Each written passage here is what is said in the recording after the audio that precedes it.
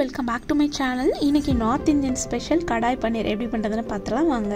அதுக்கு ஃபஸ்ட்டு வந்து நம்ம மசாலா வந்து அரைச்சி வச்சுக்கணும். ஒரு கடாயில் வந்து 4 டேபிள் ஸ்பூன் மல்லி, 1 டேபிள் ஸ்பூன் மிளகு, 1 டேபிள் ஸ்பூன் சீரகம், 1 டேபிள் ஸ்பூன் சோம்பு, 1 ஏலக்காய், 1 பிரிஞ்சி இலை, 1 அன்னாச்சி பூ சேர்த்துட்டு நல்லா ரோஸ்ட் பண்ணி பவுடர் பண்ணி தனியாக வச்சுக்கோங்க.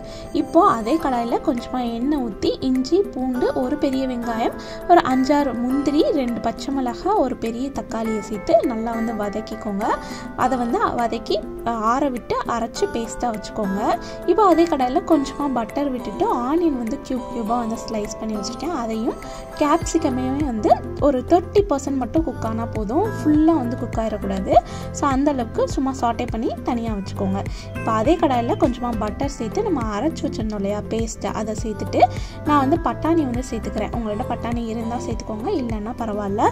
அதை வந்து சேர்த்துட்டு நம்ம அரைச்ச மசாலாவிலேருந்து ஒரு 5 ஸ்பூன் அளவுக்கு நான் வந்து சேர்த்துக்கிறேன். உங்கள் காரத்துக்கு ஏற்ப இதை வந்து நீங்கள் வந்து அட்ஜஸ்ட் பண்ணி சேர்த்துக்கோங்க. இப்போ தேவையான அளவு வந்து உப்பு சேர்த்துக்கிறேன். இப்போது இதை நல்லா வந்து மிக்ஸ் பண்ணி அந்த எண்ணெயிலே வந்து அந்த பட்டர்லேயே கொஞ்சம் வந்து சாட்டே பண்ணி இந்த ரா ஸ்மெல் போனதுக்கப்புறமா ஒரு 2 கிளாஸ் அளவுக்கு தண்ணி ஊற்றி ஒரு மூடி போட்டு நல்லா வந்து கொதிக்க விடுங்க. இது கொஞ்சம் தெரிக்கும், பார்த்து மூடி போட்டு பதமாக வந்து குக் பண்ணிக்கோங்க. அந்த குக் பண்ணும்போது எண்ணெய் பிரிஞ்சு வரும். அந்த ஸ்டேஜில் நீங்கள் வந்து இப்போ நம்ம அந்த சாட்டே பண்ணி வச்சுருந்தோம் இல்லையா ஆனியன் கேப்சிகம், அதை வந்து ஆட் பண்ணிக்கலாம். அது கூடவே வந்து பன்னீரையும் வந்து ஆட் பண்ணிக்கோங்க.